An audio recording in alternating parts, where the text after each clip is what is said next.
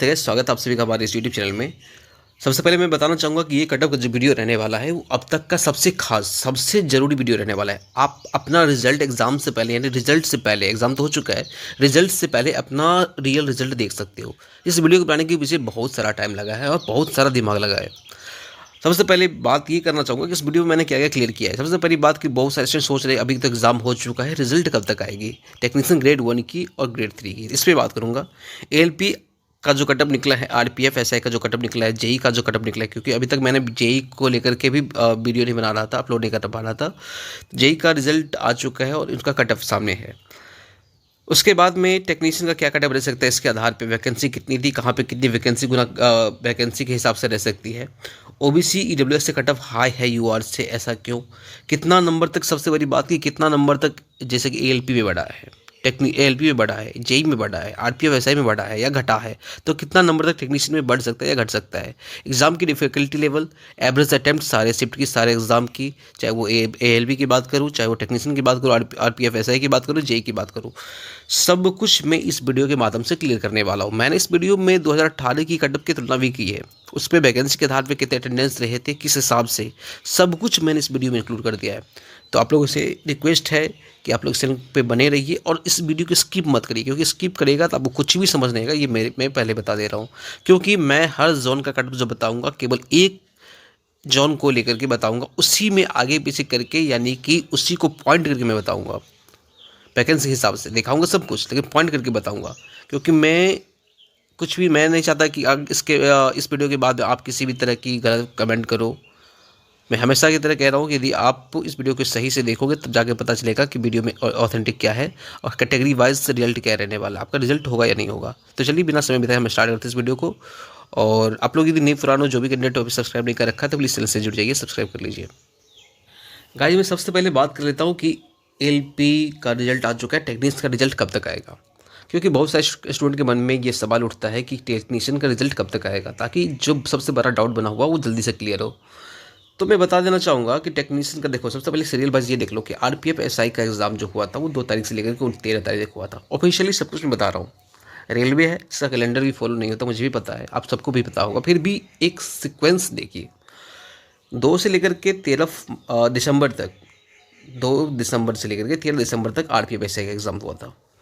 JEE और दूसरा exam जो हुआ था 16 तारीख से लेकर 18 दिसंबर तक एग्जाम हुआ था। 13 के बाद में गैपिंग कितना है, यहाँ पे 3 दिन का गैपिंग है। 14-15 बीच में 2 दिन का गैपिंग ले सकते हो, 2 दिन का गैपिंग है। 2 दिन की गैपिंग के बाद में 16 तारीख से यहाँ पे स्टार्ट है इसका जेई और अदर्स एग्जाम का। उसके बाद मैं बात करूँ टेक्नीशियन का, यदि 18 को ये कंप्लीट हुआ, टेक्नीशियन का 19 से स्टार्ट है। 19 से ग्रेड 1 का हुआ था, 20 तारीख को सेकंड ग्रेड से यानी दूसरी सेकंड शिफ्ट से ग्रेड 3 का एग्जाम स्टार्ट हुआ था और 29 तक चला था। 29 के बाद में शायद बड़ा भी देख लेना, अब 30 भी हुआ था। तो ये डेटा है रेलवे कैलेंडर के हिसाब से। यानी अब देखो मैं बता रहा हूँ, अब इस पे गौर करिएगा आप लोग।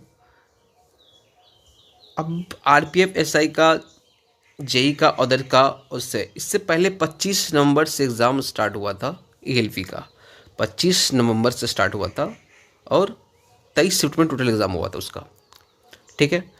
तो उस हिसाब से सबसे पहले एएलपी का देखिएगा, तो एएलपी का रिजल्ट जो आया कितनी तारीख को आया, एएलपी का रिजल्ट 26 फरवरी को आया।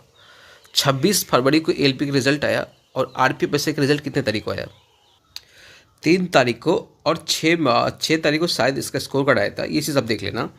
तो मान के चलो ये 3 तारीख को आया था। और ये मैं जेई की बात करूँ तो यहाँ पे गैपिंग कितने दिन का है, गैपिंग है 2 दिन बीच में, 2 दिन गैपिंग है। उसके बाद में 3 तारीख को ये आया था, 4 तारीख को डेट दिया गया था किसका, जेई का, जेई रिजल्ट का। ये मान के चलो कि 6 तारीख यानी कि आज उसका स्कोर कार्ड जारी कर देगा आरपीएफ एसआई का, ठीक है। उसके बाद जेई का 2 दिन की गैपिंग में एग्ज़ाम हुआ था, तो 4 तारीख को इसका स्कोर कार्ड आउट कर दिया गया था, सॉरी रिजल्ट इसका 4 तारीख को आउट कर दिया गया था। लेकिन मैक्सिमम लोगों ने नहीं चेक कर पाया और दोबारा रिजल्ट अपडेट हुआ 5 तारीख को। बहुत सारे लोग कहेंगे कि नहीं 5 तारीख को है, तो कोई दिक्कत नहीं, आप वही मान के चलो। तो उसके बाद में 2 दिन की गैपिंग के बाद में यहाँ पर रिजल्ट आ चुका है इसका। इसमें क्या था, आरपीएफ एसआई में सिंगल एग्ज़ाम हुआ था, शिफ्ट की बात नहीं कर रहा मैं, शिफ्ट यहाँ पे देख सकते हो। मैं बात कर रहा हूँ कि RPSI के बाद जो जेई का एग्ज़ाम हुआ था, जेई में कैटेगरी वाइज रिजल्ट बनी थी, जो 1 से लेकर के लगभग में 30 कैटेगरी तक बना था। 30 कैटेगरी पोस्ट वाइज था, तो पोस्ट का हर पोस्ट का अलग अलग है, मैं वो भी दिखा देता हूँ आपको। तो इसमें कटअप बनाने में थोड़ा सा टाइम लगता है। इसका मतलब ये हुआ कि पहले से बना करके रख लिया गया था, 2 दिन में तो बनाना संभव नहीं है, तो ये हो गया था।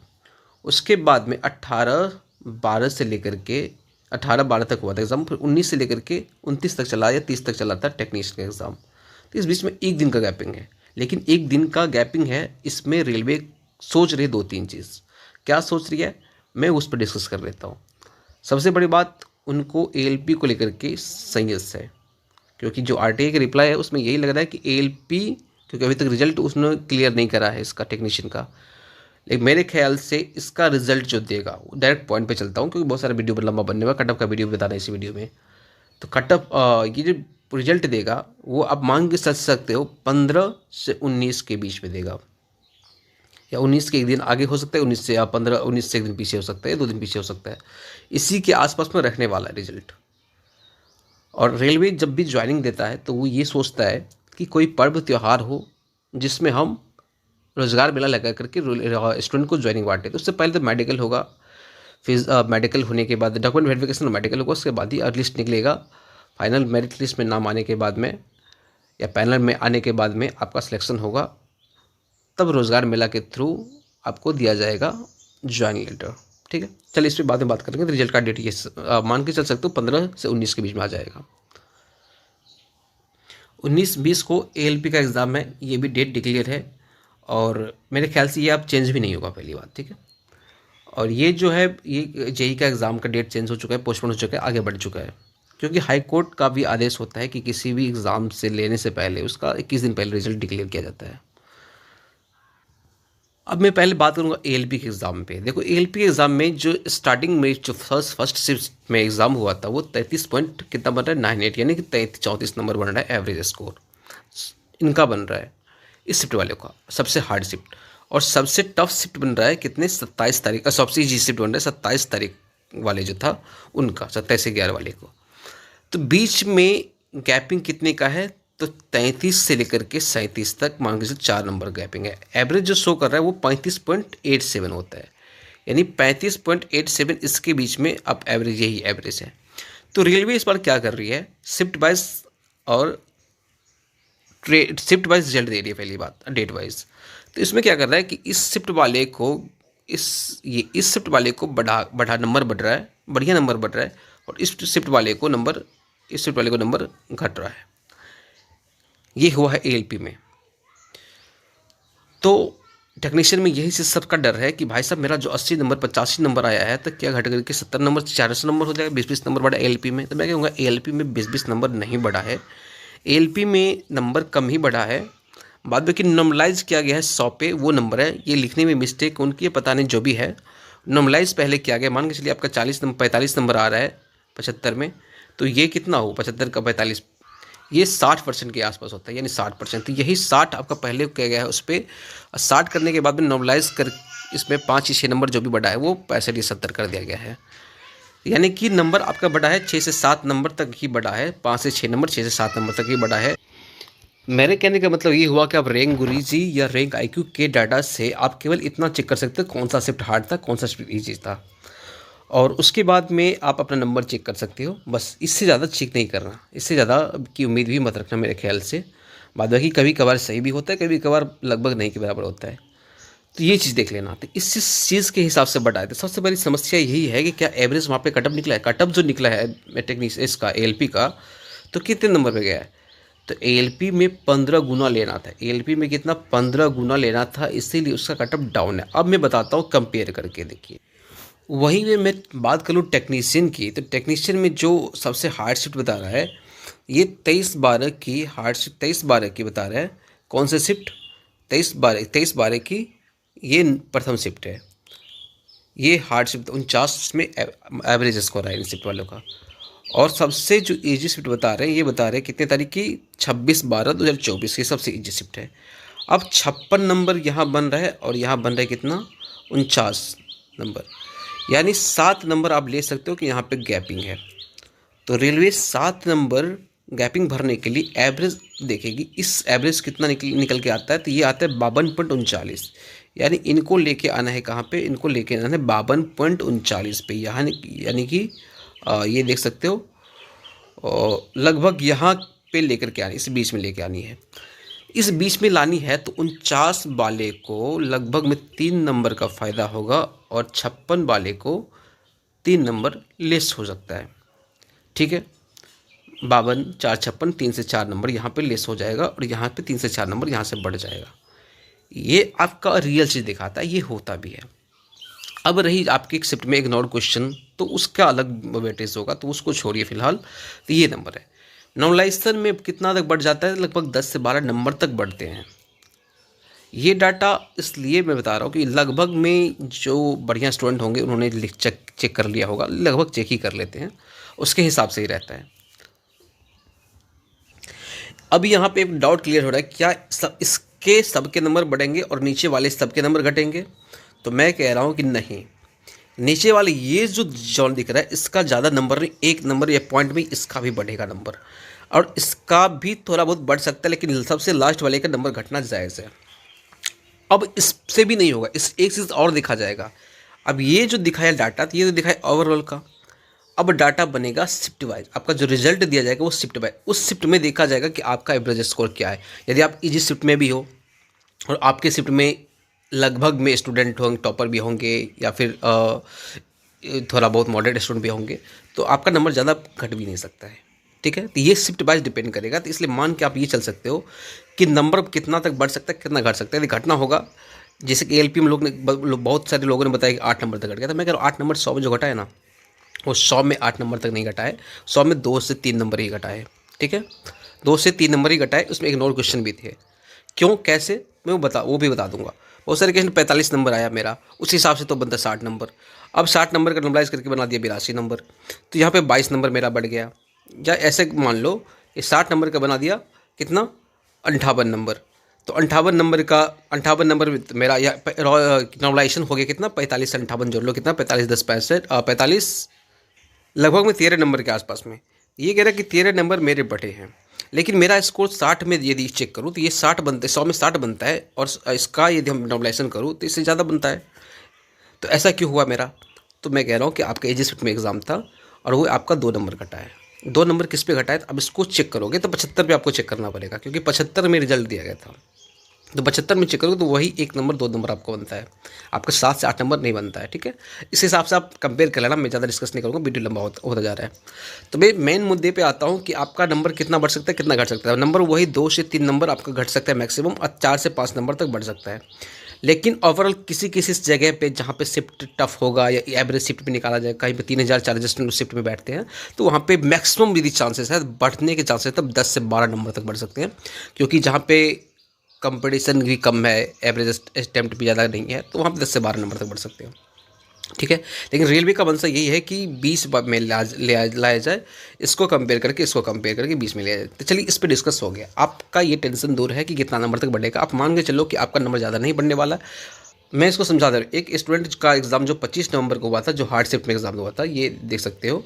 इन्होंने 75 क्वेश्चन में 61 के जो अटैम्प्ट किए थे, 74 वैलिड क्वेश्चन से 1 इग्नोर था, 55 इन्होंने सही करा था, और 55 सही करने के बाद में 6 इनका गलत था। तो इनका नंबर कितना है, 53 नंबर आया। कितने में ये आया? 53 नंबर, 53 नंबर कितने में आया? 74 में। और 75 में कितना आया? 53 पॉइंट। ये कर दिया, देखो ये नंबर कर दिया 75 में, यानी 75 में इनका इतना मार्क्स बन रहा है। उसके बाद नॉर्मलाइज मार्क्स दिखा रहा है 71। मैं एक चीज़ दिखाना चाहूँगा आपको, 71 जो दिखा रहा है नॉर्मलाइज मार्क्स, सब कह रहे क्या, हम 71 से यदि 53 घटा दे कितना वो बनेगा, लगभग 18 नंबर बन रहा है। तो 18 जो बन रहे हैं, तो 18 ये कह रहे हैं कि 18, इनका कहना है कि 18 नंबर मेरा बढ़ गया है। ऐसा बिल्कुल भी नहीं है, मैं एक चीज़ बताने वाला हूँ। मैं आ चुका हूँ कैलकुलेटर पे, वहाँ पे इनका मार्क्स था 53.71 मार्क्स था, मान के चलो। इसका मल्टीप्लाई मैं कर देता हूँ किससे, 100 से, और डिवाइड कर दूंगा कितने, 75 था। यानी इनका देखो 100 पे कितना, 71 बन रहा है। 100 पे कितना बन रहा है, 71। ये 100 पे 71 बन रहा है, 71.61। अब मैं डायरेक्ट वहाँ पे लेके चलता, यहाँ देखो ये 100 पे कितना बन रहा है, 71.61 बन रहा था, वही के आसपास मैंने इतना ही लिया था। यानी कि सेम मार्क्स। इनका नॉर्मलाइजेशन में एक भी नंबर नहीं बढ़ा है, नॉर्मलाइजेशन में इनका एक भी नंबर नहीं बढ़ा, यही नंबर आपका 100 पे काउंट किया गया है। क्लियर? तो नॉर्मलाइजेशन में कितने लोग कह रहे हैं कि 18 नंबर 20 नंबर बढ़े, ऐसा बिल्कुल भी नहीं है। नॉर्मलाइजेशन में वही बढ़े हैं 2 नंबर 3 नंबर 4 नंबर, मैक्सिमम 5 से 5 नंबर तक यही बढ़ा है। ठीक है, घटा भी है तो 1-2 नंबर घटा है, और इसी के हिसाब से वो 75 में ज़्यादा नंबर 7 से 8 नंबर दिखा रहा है। ठीक है, 100 पे दिखा रहा है 7 से 8 नंबर, 75 में 1-2 नंबर घटे हैं, इस हिसाब से देख सकते हो। तो उसके बाद में ये परसेंटाइल इनका स्कोर है, तो ये जा रहने दो, ये परसेंटाइल स्कोर। बाद में इनका सिलेक्शन हुआ या नहीं हुआ तो नीचे देख सकते हो, इनका सिलेक्शन हो चुका है। तो यही है। और भी स्टूडेंट के डाटा है, बहुत सारे स्टूडेंट है, इनका यहाँ पे 76 है, इनका भी चेक करके दिखा सकता हूँ मैं। ये 52 बन रहे किस पे, 75 पे 52 बन रहे, 52.66, तो 100 पे कितना बनेगा वो चेक कर लो। इनका 75 पे 52.66 था, तो मैं डायरेक्ट 52.66 मल्टीप्लाई बाई 100 करता हूँ और भाग दे देता हूँ 75 से। ये 70.21 बन रहा है इनका मार्क्स। इनका 70.21 बन रहा है, नॉर्मलाइज हो गया 76, तो इनका 6 नंबर तक बढ़ा है, इनका 6 नंबर बढ़ा है नॉर्मलाइजेशन में। तो ये हुआ है। ठीक है, लेकिन मैं कह रहा हूँ कि ऐसा कोई भी कैंडिडेट नहीं मिलेगा जो कहेंगे कि मेरे 10 से 12 नंबर तक बढ़ गया है, 15 नंबर तक बढ़ गया, 20 नंबर बढ़ गया, ऐसा कोई भी नहीं होगा, क्योंकि नॉर्मलाइजेशन में इतना बढ़ा ही नहीं। पहली बात हाईएस्ट वाला, अब मैं एवरेज क्या बताऊँ, ये 6 नंबर बढ़ा है इनका। ये एक डाउट यहाँ पर क्लियर कर लो, इनका भी, इनका 27 नंबर को एग्ज़ाम था, इनका 27 नंबर को एग्ज़ाम था और 6 नंबर बढ़ा है।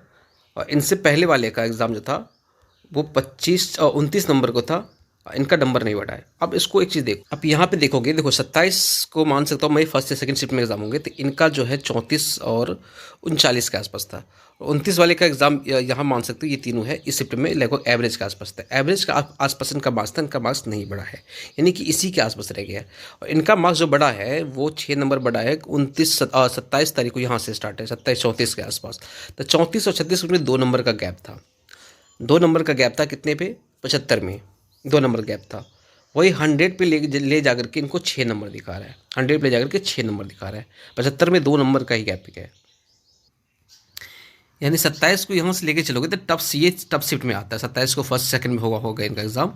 ये सारे टफ शिफ्ट में थे, टफ शिफ्ट वाले का लगभग 34 यही 34 के आसपास है, तो वही 2 नंबर के आसपास में अभी 2 नंबर इसमें बढ़ा है, यानी 6 नंबर मान सकते हो। ये 6 नंबर तक लेके जाकर के चला गया है। और इधर से इनका 20 वाले का बिल्कुल भी मार्क्स नहीं बढ़ा, तो अब इससे अनुमान टेक्नीशियन में लगा सकते हो कि कितना बढ़ सकता है, कितना घट सकता है, या ऐसे भी लगा सकते हो। तो ये ज़्यादा डिफरेंस नहीं देगा 100 नंबर में, मैं पहले बता रखा हूँ। अब चलते हैं मेन पॉइंट। मेरे पास बहुत सारे स्टूडेंट का डाटा है, आप चेक सकते हो, ज़्यादा नंबर नहीं बढ़ा है, इस हिसाब से अनुमान लगा सकते हो। यदि ये 75 में दिखा रहा है 52, तो इसमें कितना होगा, वही 70-72 के आसपास आता है, 1-2 नंबर यहाँ पे बढ़ता हुआ दिख रहा है नॉर्मलाइजेशन में। डायरेक्ट ये नहीं कि 73 नंबर आया, अब 52 नंबर आपका ये था तो 73 नंबर आ गया, तो यहाँ पे लोग कहेंगे कि 21 नंबर बढ़ गया, ऐसा बिल्कुल भी नहीं होने वाला है, ऐसा बिल्कुल भी नहीं है। ये 100 पे काउंट किया और 2-3 नंबर या 6 नंबर तक मैक्सिमम लेके गया है। ठीक है, यही नंबर हुआ है, बढ़ा है। अब हम इस पर बात करके डायरेक्ट चलते हैं टेक्नीशियन पे। अपने में देख लिया टेक्नीशियन में कितना नंबर बढ़ सकता है, कितना नंबर घट सकता है, मैंने पहले भी बता दिया, फिर से बता दूंगा आपको लास्ट में। अब मैं चलता हूँ कट ऑफ कितना रह सकता है। ये ALP का कट ऑफ है, जहाँ पे वैकेंसी के हिसाब से आप देख सकते हो 937 वैकेंसी है, 54 गया UR का, और ये आउट ऑफ 100 गया है 54। ठीक है, ये सारे आउट ऑफ 100 है। SC का 36, 28, 41, 40, इस हिसाब से अपने RDB के हिसाब से आप ये चीज़ चेक कर लेंगे लिए होंगे, मैं आशा करता हूँ, मान के चलता हूँ। इस पर डिस्कस नहीं होगा, मेन मुद्दा जो है टेक्नीशियन कट ऑफ कितना रहना है उस पर डिस्कस करूँगा। आप लोग भी सोच रहे होंगे कब तक कट ऑफ बताएगा, क्योंकि बहुत सारे स्टूडेंट यही सोचते डायरेक्ट में कट ऑफ देख लूँ, क्योंकि जो चीज़ जरूरी है वही चीज़ देखनी चाहिए, सही बात है। लेकिन पहले आप ये चीज़ अनुमान लगा लो कि यार कट ऑफ जो बनेगी ऑथेंटिक डाटा किस आधार पर, तो मैं उस पर लेके ही चलता हूँ। सबको पता है कि LP में जो 15 गुना रिजल्ट दिया गया, उसके बाद में हर वैकेंसी का 15 गुना होगा, जहाँ पे जितने भी वैकेंसी उसका 15 गुना है, उसके बाद में ये कट ऑफ गया है। ठीक है, 15 गुना है, उसके बाद ही कट ऑफ गया है, 15 गुना लेने के बाद, यानी कि 12,000, 10,000, 12,000, 13,000 ऐसे करके यहाँ पे दिखा रहा है, इस हिसाब से उसके बाद में स्टार्ट गया है कट ऑफ। ये भी देख सकते हो आप 100 पे। एक पॉइंट आप यहाँ पे गौर करना, पटना में 38 वैकेंसी है, इसका 15 गुना हम कर लेते हैं, लगभग में 570 होता है। यानी मान के चलो यदि ये एक टेक्नीशियन का वैकेंसी रहता है और यहाँ पे 15 गुना 570 वैकेंसी रहता है, यानी टेक्नीशियन में कहीं कहीं 570 वैकेंसी है, तो UR के लिए 570 वैकेंसी है, या अदर कैटेगरी मिलाकर UR की, या अदर कैटेगरी मिलाकर की, चाहे UR की ले लो, तो जहाँ पे UR की 570 वैकेंसी, वहाँ पे UR कट ऑफ कितने जाने की संभावना है, तो यहाँ पे देख सकते हो 67.59 100 में। यानी इस एक चीज़ आप आइडिया लगाना, मैं ये कह रहा हूँ कि गौर करना इस बात पे कि जहाँ पे 570 टेक्नीशियन की वैकेंसी है, मान के चलो कि यहाँ पे 38 नहीं, कितने 570 वैकेंसी थी, 570 वैकेंसी थी टेक्नीशियन की तरह। मान लो ये टेक्नीशियन की वैकेंसी है 570 है, 75 में नहीं 100 पे एग्जाम को है, मान के चलो, मानना है आपको। ये इतनी वैकेंसी थी, 100 पे इनका कट ऑफ कितना गया 67, यानी मान के चलो टेक्नीशियन में यदि 570 जहाँ पे वैकेंसी है तो उसका कट ऑफ कितना जाने की संभावना है 67.59। ये 570 वैकेंसी के लिए, क्योंकि इसका 15 गुना दिया गया है, ठीक है, 67.59। ये बहुत इंपॉर्टेंट बात है, इसको आप गौर से सोचना मैं क्या कह रहा हूँ।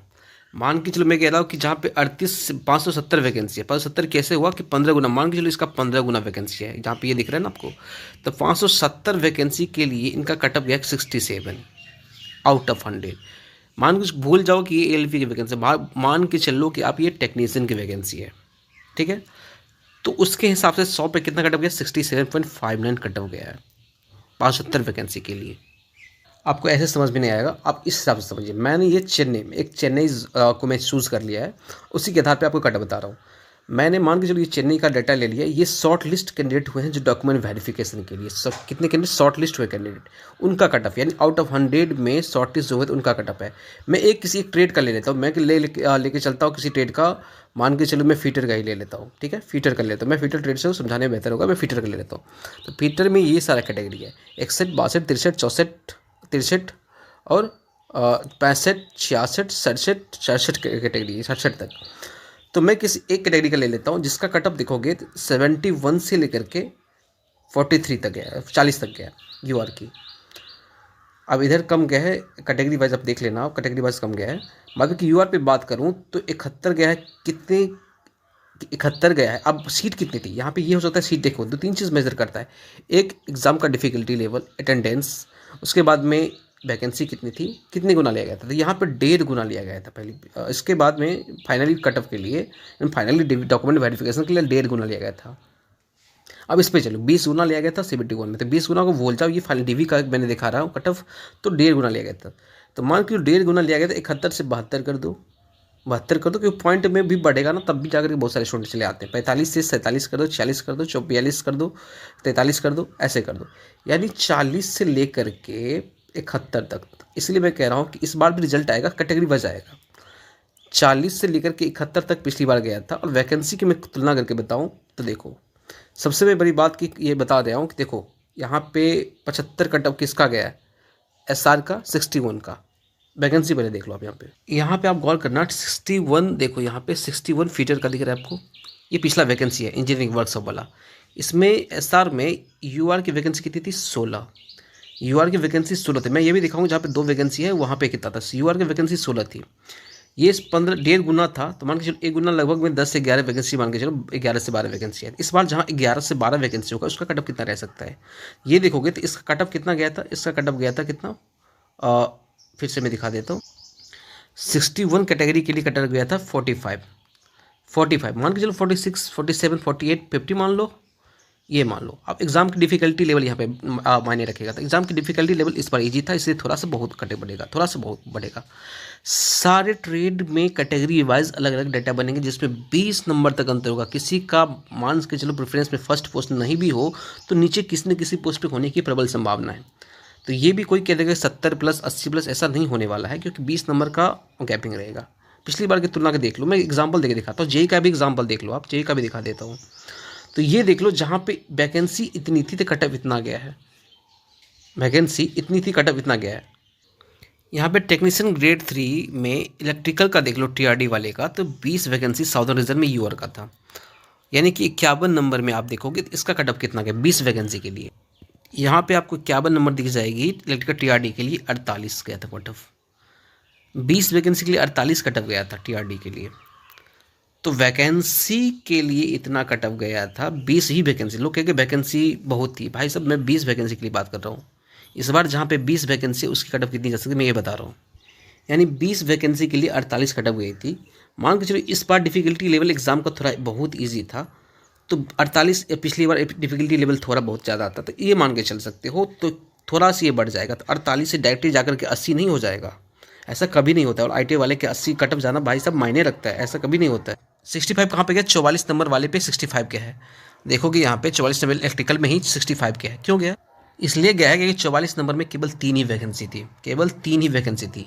मैं वैकेंसी की बात कर रहा हूँ, ये मत कहना कि आपको पिछली बार बहुत वैकेंसी, मैं केवल 3 वैकेंसी की बात, 3 वैकेंसी फिर भी जाकर के 65 गया है 3 वैकेंसी के लिए। 65 डिफिकल्टी लेवल मान लो ज़्यादा था, इस बार डिफिकल्टी ईजी है तो 65 से 10 नंबर बढ़ा दो, 75 कर दो।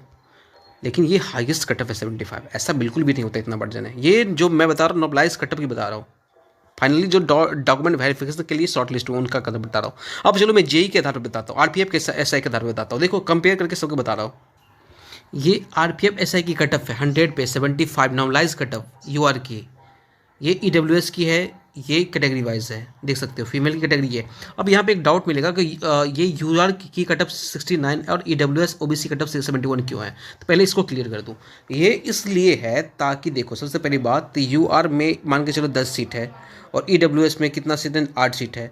तो यूआर में कुछ ऐसे स्टूडेंट थे केवल यूआर से ही बिलोंग करते हैं, तो यूआर का फॉर्म फिलअप कर दिए, मान के चलो 50 स्टूडेंट यूआर का फॉर्म फिलअप कर दिए। और कुछ ऐसे टॉपर होते हैं जो इसमें 50-60 स्टूडेंट ऐसे हैं जो टॉपर है इस सारे कैटेगरी में, ईडब्ल्यूएस में, ओबीसी में, वो भी यूआर के लिए एलिजिबल है। तो जब पहले सबसे पहले ये देखा जाता है कि जब ये 10 स्टूडेंट यूआर से यदि पूरे फुलफिल हो जाएंगे तो इनसे इनको नहीं लिया जाएगा, क्योंकि ऑलरेडी ये यूआर कैटेगरी से ही अप्लाई किए हैं। हाँ, इनमें से मान के 10 वैकेंसी 8 ही लोग यूआर के हैं जो इस ये कटअप क्वालिफाई कर पाए, तो 2 वैकेंसी जो होगा तो ये आदि ईडब्ल्यूएस से लेगा, एससी से लेगा, ईडब्ल्यूएस से लेगा, या फिर एसटी से लेगा, ओबीसी से लेगा, ऐसा करके फिर 2 स्टूडेंट को इधर किया जाएगा। लेकिन यहाँ पे इनको जब इसी से मिल जाएगा तो ये कट इससे नहीं लिया जाएगा, इसलिए इनका कटअप हाई चला जाता है, इनका कटअप लो चला जाता है। यही बात है, क्लियर होगी, ठीक है। अब मैं बताता हूँ कि ये 75 नंबर जो कटअप गया है इस 100 पे, ये नॉर्मलाइज होने के बाद क्या है। अब वैकेंसी कितनी थी उस पर कंपेयर करके दिखाता हूँ। एक चीज़ गौर करना, ये 100 में इतना था और 120 में 91% समथिंग के आसपास गया था, और फीमेल में ये इतना गया था, ठीक है। इस पर मैं बात नहीं करने वाला, 100 पे ही बात करने वाला, क्योंकि टेक्नीशियन एग्जाम जो हुआ है 100 पे हुआ, एलपी को भी 100 पे काउंट किया गया, आरपीएफ को भी 100 पे लिया गया है, SSC JE sorry RB JE का भी 100 पे लिया गया है। ये है आरपीएफ की वैकेंसी कितने, 452 एसआई की वैकेंसी, और 452 का 10 गुना लिया गया है, यानी कि आप कह सकते हो 4520 स्टूडेंट का शॉर्ट लिस्ट किया गया है। यानी ये मान के चल सकते हो कि 4520 स्टूडेंट जहाँ पे है उसका कटअप 75 गया है हाईएस्ट। 10 गुना लिया गया इसमें, रिजल्ट 75 गया। 4520 स्टूडेंट के लिए कितना कटअप गया, 75 गया है। टेक्नीशियन में जहाँ पे 4500 वैकेंसी है तो नहीं ऐसा, तो उनका कटअप कितना जा सकता है, इससे अनुमान लगाओ आप। 452 का ये भी नोटिस देख सकते हो, यहाँ पे 452 वैकेंसी है और इसका 10 गुना लिया गया था, ठीक है। मैंने पहले बता दिया 4520, तो ये दिखा दिया। अब मैं चलता हूँ मुद्दा पे, जेई का कंपेयर करके दिखाता हूँ। ये आरबी जेई का वैकेंसी डिटेल है, यहाँ पे पोस्ट कोड देख सकते हो, यहाँ पे स्टार्ट है पोस्ट कोड 3 3 3 4 ऐसे करके, और पोस्ट कोड गया है 17 है, और नीचे कहाँ 30 31 32 तक है, तो 32 तक है। और वैकेंसी डिटेल है किस पोस्ट कोड के लिए कितना वैकेंसी डिटेल है वो देख लो। मैं इस वैकेंसी से क्लियर करके दिखा दूँ, क्योंकि ये फिलहाल में रिजल्ट दिया गया इसी के आधार पर 100 नंबर का ये है, तो 100 नंबर का टेक्नीशियन रहने वाला है। अब मैं इसकी कटअप दिखाता हूँ। ये आरआरबी चेन्नई का जेई का कटअप है कैटेगरी 3 के लिए। कैटेगरी 3 के लिए देखो सबका अलग अलग कटअप है। यहाँ से देखोगे यूआर में 78 है, 72 71 70 62 60, यानी 56, और 56 से लेकर के 78 तक कटअप गया है, 56 से लेकर के 78 तक कटअप गया है। यानी मैं मान के चलता हूँ 20 नंबर का गैपिंग है केवल इसी में रिजल्ट में। टेक्नीशियन में भी मैंने पहले ही बताया था 20 नंबर गैपिंग रहेगा, किसी न किसी पोस्ट के लिए आप एलिजिबल होगे, आपका सिलेक्शन हो सकता है। इसलिए कम नंबर ज़्यादा नंबर वाला निराश मत होना है, ठीक है। क्योंकि आप खुद देख सकते हो आपके सामने ये है कि ऐसे ही कटअप टेक्नीशियन का बनेगा, लगभग 56 मिनिमम कटअप 56 है, मैक्सिमम 78 है 100 नंबर में, वो भी नॉर्मलाइज करके, ये 56 नॉर्मलाइज करके है, ठीक है। अब मैं दिखाता हूँ कि जहाँ पे कटअप 56 है ये पोस्ट कोड 9 के लिए, जहाँ पे कटअप 78 है पोस्ट कोड 3 के लिए, उसका वैकेंसी कितना था। पोस्ट कोड 3 के लिए देखोगे तो ये वैकेंसी 8 था आईसीएफ में, और यहाँ पे 2 वैकेंसी था, ये 78 कटअप गया है यहाँ पे। अब पोस्ट कोड 9 के लिए यहाँ पे देखोगे तो ये 25 था एसआर में, और यहाँ पे कटअप कितना गया है, यहाँ पे कटअप गया कितना, यहाँ पे कटअप गया 56 नंबर के आसपास। अब मुद्दे की बात ये आती है कि ये भी 15 गुना रिजल्ट दिया है, तब जाकर के 56 और 78 गया है, लेकिन टेक्नीशियन में तो 1 गुना दिया जाना है। तो मैं कहूँगा कि भाई साहब यहाँ पे मान के चलो ये 2 सीट है, ये 8 सीट, 8 का 15 गुना कितना होता है, 120। तो अब ये मान के चलो कि 120 नंबर जहाँ पे 120 वैकेंसी जहाँ पे टेक्नीशियन में, उसका कटअप कितना 78 जा सकता है, ये मान के चल सकते हो। और यहाँ पे 25 है, इसका 15 गुना ले लोगे तो लगभग 300 के आसपास से होता है। तो 300 जहाँ पे सीट है वहाँ पर कट ऑफ कितना 56 जा सकता है इस हिसाब से। और पेपर का लेवल लगभग सेम था, पेपर का जेई का, क्योंकि मैंने एग्ज़ाम देने से पहले जेई का सारा सीट आरपीएफएसआई का, जेई का, एलबी का सबका लगाया था, तो मुझे पता है, आप सभी देख सकते हो जाकर के लेवल डिफ़िकल्टी लेवल लगभग इक्विवेलेंट था। तो ये जाकर के इतना 56 दिखा रहा है, 25 सीट, यानी 25 को मान को चलो, ये 300 जहाँ पे सीट है वहाँ पे 56 कट ऑफ जाने की संभावना है। और जहाँ पे कम, जहाँ पे 2 सीट, 4 सीट, 15 दूनी 30 सीट है, वहाँ पे 78 नंबर के जाने की संभावना है। ये मैं केवल कैटेगरी यूआर की बता रहा हूँ। आप जिस अदर कैटेगरी से हो, ईडब्ल्यूएस से हो, तो ये 40 भी कट ऑफ गया है, देखो यहाँ पे 40 कट ऑफ भी गया है। तो 40 गया है, तो यहाँ पे ईडब्ल्यूएस में 10 नंबर कैटेगरी में कितना सीट था 40 के, वो दिखा देता हूँ। यहाँ पे ईडब्ल्यूएस 10 नंबर कैटेगरी में, आईसीएफए एसआर में देखोगे तो ईडब्ल्यूएस में लगभग 2 वैकेंसी के आसपास है मेरे ख्याल से। फिर ईडब्ल्यूएस में 2 वैकेंसी, फिर भी 40 कट ऑफ गया। यहाँ पे 10 नंबर में देख सकते हो, इंजीनियरिंग की 2 वैकेंसी 40 कट ऑफ गया है। तो 2 वैकेंसी को मैं मान के चलूँ, ये 15 गुना दिया है, यानी 30 वैकेंसी टेक्नीशियन में, 30 वैकेंसी जहाँ पे टेक्नीशियन में, वहाँ पे 40 नंबर जाने कट ऑफ जाने की संभावना है। अब ये है टेक्नीशियन की वैकेंसी डिटेल, ये चेन्नई की वैकेंसी डिटेल है। मैं बात करूँ, देखो मैं एक ट्रेड की बात कर रहा हूँ, फीटर की, इलेक्ट्रीशियन की बात करता हूँ। ये मैं मान के चलो मैं फीटर की बात कर लेता हूँ। तो फीटर में यहाँ पे देखोगे 30 नंबर के आसपास में ये है मैकेनिकल, या मैकेनिकल 30 नंबर, 2 कैटेगरी है। 2 कैटेगरी में यहाँ पे आईसीएफ में 0 वैकेंसी, एसआर में 150 वैकेंसी है। मैंने क्या बताया था, 300 के आसपास जहाँ वैकेंसी, वहाँ पे कितना कट ऑफ गया था, 78 के आसपास कट ऑफ गया था नॉर्मलाइज करके जेई में, जो कि 15 गुना लिया गया था। जहाँ पे 30 वैकेंसी मान के चलो, यहाँ पे आप यूआर की मान के चलो 40 वैकेंसी है, 40 वैकेंसी है इलेक्ट्रिकल की, तो 40 वैकेंसी पे कितना जा सकता है। ये आर भी जेई की है। अब एक चीज़ मैं दिखाना चाहूँगा, इस पर गौर करना आप। यहाँ पे 12 वैकेंसी है एसआर में, ये 12 नंबर कैटेगरी में 12 वैकेंसी है, इसका 15 गुना मान लो 180 होता है, यानी 180 के आसपास। यानी टेक्नीशियन में जहाँ पे 180 है, अब 12 नंबर कट ऑफ कितना के ऊपर, 12 नंबर का जो कट ऑफ है यहाँ पे देखोगे 60 गया है, कितना यूआर का 60 गया है, और बाद बाकी इधर 39 एसटी का, ओबीसी का 55 नंबर, 41 गया है ईडब्ल्यूएस का। यानी 60 नंबर जहाँ पे 180 सीट है, वहाँ पे 60 नंबर गया है। तो वही हम देखें यदि मैं टेक्नीशियन में देखो, जहाँ पे 150 के आसपास सीट है, ये सीट देखोगे आप 150 160 के आसपास है, तो यहाँ पे कितना कट ऑफ गया, 60 गया, वो भी नॉर्मलाइज कट ऑफ। तो आप ये मान के चल सकते हो कि फीटर ट्रेड जो मैकेनिकल वाला है, जहाँ पे 150 है, 60 के 65 के आसपास में कट ऑफ, ये आपके वैरी कर सकता है। ये नॉर्मलाइज कट ऑफ की बात कर रहा हूँ, क्योंकि इक्विवेलेंट है।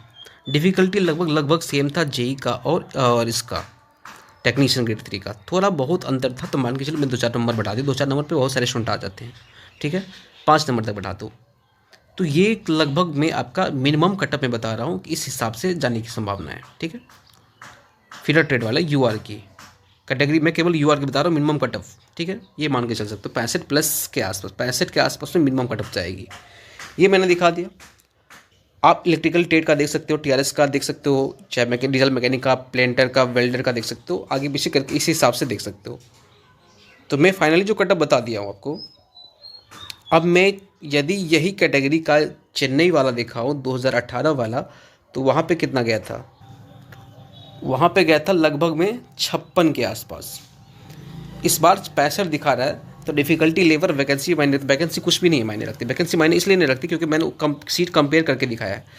डिफ़िकल्टी लेवल मायने रखती है, तो डिफ़िकल्टी लेवल के हिसाब से मैंने 10 नंबर तक बढ़ा दिया। 10 नंबर बहुत सारे स्टूडेंट आ जाते हैं, तो ये इस बार आपका नॉर्मलाइज करके जो मिनिमम कट ऑफ रहेगी इस हिसाब से रह सकते हैं। यहाँ से लेकर के 80 के आसपास तक जाएगी। अब नॉर्मलाइज में आपको कितना नंबर मिलता है ये आप पे डिपेंड करता है, मैंने वो भी बता दिया। तो लगभग सभी ट्रेड में ये लेकर चलो, कंपेयर करके चलो कि लगभग 65 के आसपास, यूआर कैटेगरी की बात कर रहा हूँ, 65 के आसपास है, तो किसी न किसी आपका कैटेगरी में हो जाना है। कैटेगरी कहने का मतलब आपका पोस्ट कोड, ठीक है, इस किसी न किसी पोस्ट कोड में आपका सिलेक्शन हो जाएगा, इसलिए निराश मत होइए। नॉर्मलाइजेशन में आपका नंबर बढ़ गया तो आपका बहुत बल्ले बल्ले, नहीं बढ़ा घट गया तो आपके दुर्भाग्य है, इसके ऊपर मैं कुछ भी नहीं कहूँगा। लास्ट में ये वीडियो बहुत लंबा हो चुका है, तो बहुत बढ़िया भी गाइस में तरफ पार्क में हूँ, तो इसलिए मैंने हर चीज़ कोशिश करा कि वो समझा दूँ।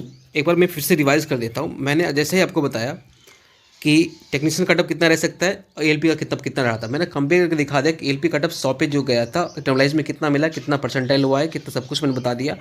टेक्नीशियन कटअप अब मैंने पहले बता दिया कि यूआर से हो 65 प्लस 75 तक आपका बन रहा है, 75 से 80 के बीच में, तो सारे पोस्ट के लिए एलिजिबल हो जाओगे। 80 के आसपास में तो पूरे पोस्ट के लिए एलिजिबल हो जाओगे, जो आपका पोस्ट प्रेफरेंस है उसी हिसाब से आपको मिलेगा। लेकिन इससे भी कम नंबर 65 तक की, फिर भी आप निराश मत होइए, नॉर्मलाइज करके कोई ना कोई आपका पोस्ट कोड मिल ही जाएगा, ठीक है। तो मैंने ये बता दिया। उसके बाद मैंने ALP, RPF, SI, JEE के अनुसार से पूरा कंपेयर करके बता दिया, सीट कंपेयर कर दिया, डिफिकल्टी लेवल कंपेयर कर दिया, वैकेंसी कंपेयर कर दिया, सब कुछ कंपेयर करके बता दिया मैंने क्या रहने वाला है। और टेक्नीशियन का कट ऑफ, दूसरी बात मैंने एक ये भी, टेक्नीशियन 1-3 का रिजल्ट कब तक आएगा मैंने वो भी बता दिया। 15 से 19 के आसपास, उन मैक्सिमम 15 से 19 के आसपास में आपका क्या होगा, मैं रिवाइज कर देता हूँ। 15 से 19 के आसपास में आपका रिजल्ट इसका डिक्लेयर कर दिया जाएगा, यदि रेलवे की मंशा रही तो। नहीं तो 19 के बाद देना ही देना है, 19 से 1-2 दिन के बाद में देना ही देना है, ठीक है। दूसरी बात मैं बता रहा हूँ कि ALP, टेक्नीशियन, SI सबके अनुसार से दिखाते हैं OBC EWS का UR से कम कट ऑफ क्यों रहता है, ज़्यादा कट ऑफ क्यों रहता है, तो वो भी बता दिया मैंने। इसलिए बताया क्योंकि इसमें वैकेंसी यदि ज़्यादा है, वैकेंसी जितना है उतना ही स्टूडेंट जो टॉपर है इसमें ही आ जाते हैं, UR वाली, खास करके UR वाले जो भी स्टूडेंट है इसमें आ जाते हैं, तो उनका पहले देखा जाएगा, उसके बाद में ये देखा जाएगा। यदि इनके संख्या कम होते हैं तब जाकर किसके टॉपर को उठा करके इसमें डाला जाता है। इसलिए इसका कटअप यदि ऑलरेडी इससे ही स्टूडेंट भर जाते हैं तो इसका कटअप हाई चला जाता है, मैंने ये भी बता दिया आपको। उसके बाद ALP, ये टेक्नीशियन का होता है, कितना नंबर बढ़ कर सकता है मैंने वो भी बता दिया। मैक्सिमम 6 से 7 नंबर लगभग बढ़ता है, लगभग 12 नंबर तक ले सकते हो, कि 12 नंबर तक आपका नॉर्मलाइजेशन में बढ़ सकता है स्टार्टिंग में, ज़्यादा शिफ्ट टफ शिफ्ट में है तो मैक्सिमम। वैसे तो 2 नंबर 3 नंबर घटने का 2-3 नंबर तक घट सकते हैं, ज़्यादा नहीं घटेगी, ये भी मान के चलना है आपको। तो ये सारा डाउट मैंने क्लियर कर दिया। इसके बाद आपको कोई डाउट नहीं रहने वाला, क्योंकि इस वीडियो बनाने में बहुत समय लगा है, बहुत अच्छा, बहुत सही तरह से मैंने बनाया। आपको भी आइडिया लग गया होगा, क्योंकि मैंने सारा ऑथेंटिक डाटा लेकर के, चाहे प्रीवियस ईयर की बात हो, इस ईयर की बात हो, ALP की बात हो, RPF, SI की बात हो, या JEE की बात हो, सब कुछ मैंने कंपेयर करके इस को दिखा दिया, कितना गुना रहने वाला, कितना गुना सीट रहेगा, तो कितना बनने वाला है। बट बात बाकी रही आप किसी भी ट्रेड से हो, मैंने बता दिया है, उसी के आसपास में आप कंपेयर करके चलो कि आपका सिलेक्शन हो सकता है। तो ये गाइज मैंने सब कुछ डाउट क्लियर करें, आशा करो आपको समझ में आ गया होगा तो वीडियो को शेयर कीजिए। और जिन स्टूडेंट का रिजल्ट नहीं बना ALP, उनके लिए थोड़ा सा आवाज़ उठा दीजिए, बस ये आप लोगों से रिक्वेस्ट है। तब तक ले, जय हिंद, जय भारत।